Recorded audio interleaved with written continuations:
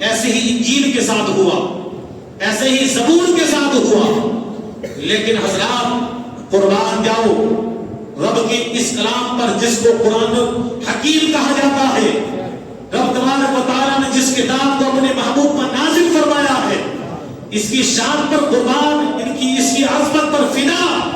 جب رب نے اس قرآن کریم کو اپنے محبوب پر نازل فرمایا تو میرے محبوب سے رب نے ارشاد فرما دیا، اے میرے محبوب تم غم مت کھاؤ، پریشان مت ہونا، رنجیدہ مت ہونا.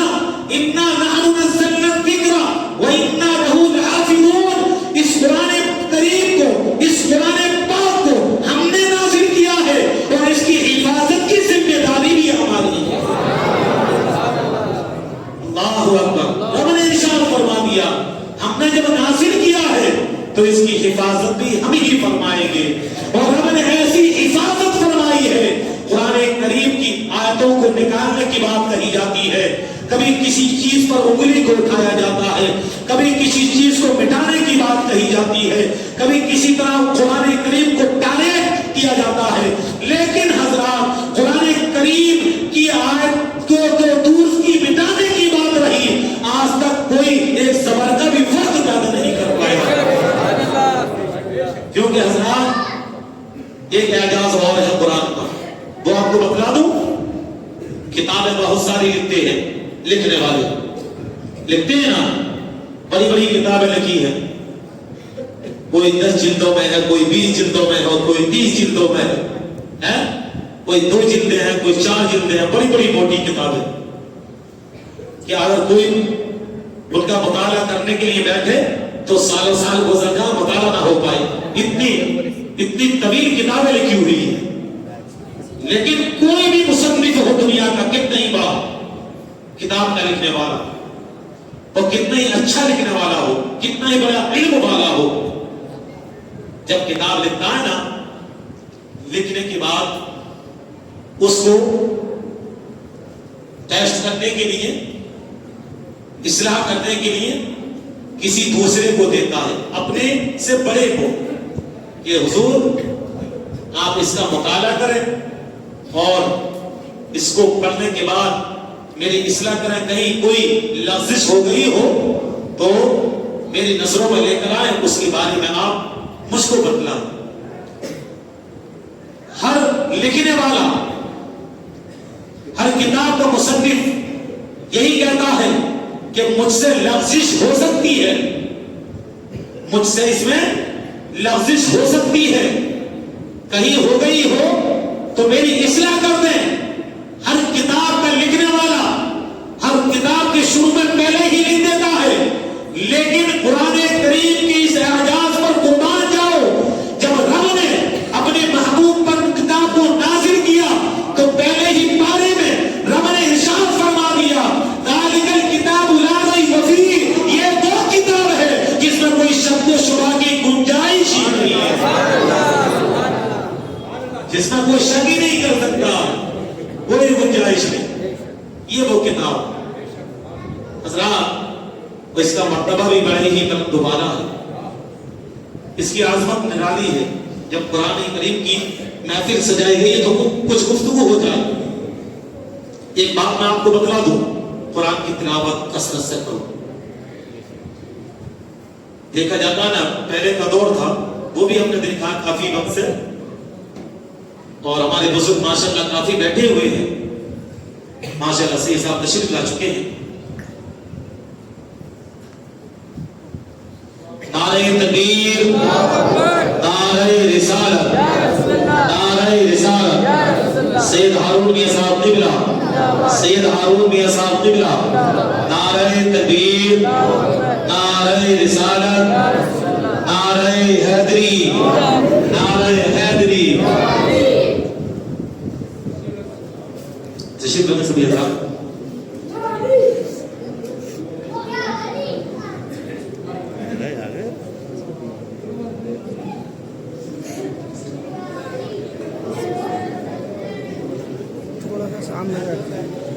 ماشاءاللہ سبحان اللہ. جن ہستی کا ہم سب کو انتظار تھا وہ تشریف فرما ہو چکے ہیں. اور ہمارے عزیز ضمن مولانا قاری فہیم صاحب اللہ ماشاء اللہ وہ بھی تشریف لائے ہیں سبحان اللہ، اور ہمارے قاری جنید صاحب اور ہمارے عزیز بیٹھے ہوئے ہیں قاری عثمان صاحب جو ہمارے مدرسے کے مدرس بھی ہیں، اور دوسرے اللہ مولانا سبن علی صاحب ماشاء اللہ یہ ہمارے بڑے عزیز ہیں، یہ بھی بیٹھے ہوئے ہیں ماشاء اللہ۔ اب مکمل بات ہوگی اور میری بات کا یہی اختتام ہوگا۔ میں نے کہا تھا سید صاحب آئیں گے میں بیٹھوں گا، لیکن ایک بات ضرور میں کہوں گا، آخری بات کہہ کر آپ سے رخصت ہو رہا ہوں، کیونکہ مجھے تو آپ سنتے ہی رہتے ہیں اور انشاءاللہ اللہ نے چاہا تو سنتے بھی رہیں گے انشاءاللہ۔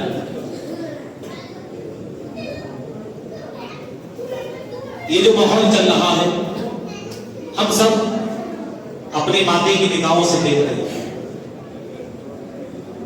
یہ دور وہ بھی تھا جو ہم سب نے، اب آج کل کے جو بچے انہوں نے تو نہیں دیکھا، جو میری عمر کے ہیں، جو میری عمر سے زیادہ کے ہیں، یا جو ہمارے بزرگ ہیں، انہوں نے کافی وہ دیکھا۔ کون سا وقت؟ ایک وقت وہ ہم نے دیکھا کہ جب رمضان مبارک کے مہینے میں، کیوں حدیث صدیق صاحب آپ نے اور دیکھا ہوگا وہ وقت کہ جب فجر کی نماز ادا کرتے تھے رمضان میں، اس کے بعد میں نہ جانے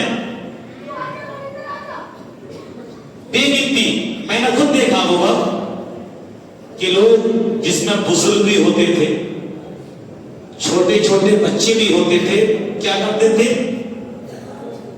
پارا لیا، قرآن شریف لیا، فجر کی نماز کے بعد میں پڑھنے کے لیے بیٹھ جاتے تھے۔ دیکھا کسی نے یہ وقت؟ یہ معمول تھا نا اکثر، اور آپس میں بحث ہوتی تھی، آپس میں کمپٹیشن۔ کیا کمپٹیشن؟ دیکھ میں دیکھوں گا تجھے کہ رمضان میں تو کتنی مرتبہ قرآن پڑھے گا، مجھ سے کم پڑھے گا، مجھ سے زیادہ پڑھے گا۔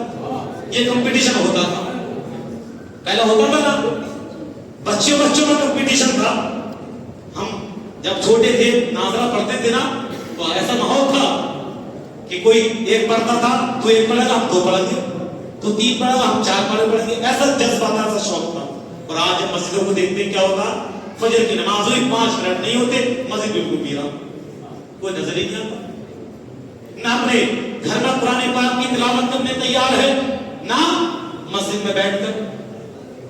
تو میرا کہنے کا مقصد یہ ہے کہ اگر تم قرآن کریم کے فیضان کو اپنے اندر پیدا کرنا چاہتے ہو، اگر اس کی برکتیں حاصل کرنا چاہتے ہو، تم جاتے ہو نا، سید صاحب آپ کو بتلائیں گے کہ کبھی کسی پیر کے پاس گئے، کبھی کسی پیر کے پاس کے برکت نہیں ہوتی، تعویذ دے دو، پانی پہ دم کر دو، کبھی کسی کے پاس جاتے ہیں، کبھی کسی کے پاس جاتے ہیں، کہیں مت جاؤ، کہیں جانے کی ضرورت نہیں۔ حضرات پیارے نبی صلی اللہ علیہ وسلم ارشاد فرماتے ہیں اگر تم چاہتے ہو تمہیں شفا ملے تو رب تبارک و تعالیٰ نے سورہ فاتحہ تم کو عطا فرمائی ہے، سورہ فاتحہ تم کو عطا کی ہے۔ اگر بیماری میں گرفتار ہو گئے ہو، اگر کوئی بیماری تم کو ایسی لگ گئی ہے جس سے پریشانیاں تم کو نظر آتی ہیں، آپ ارشاد فرماتے ہیں تو سورہ فاتحہ کی تلاوت کرو، وہ دم کرو، رب تبارک و تعالیٰ اس سے تم کو شفا عطا فرمائے۔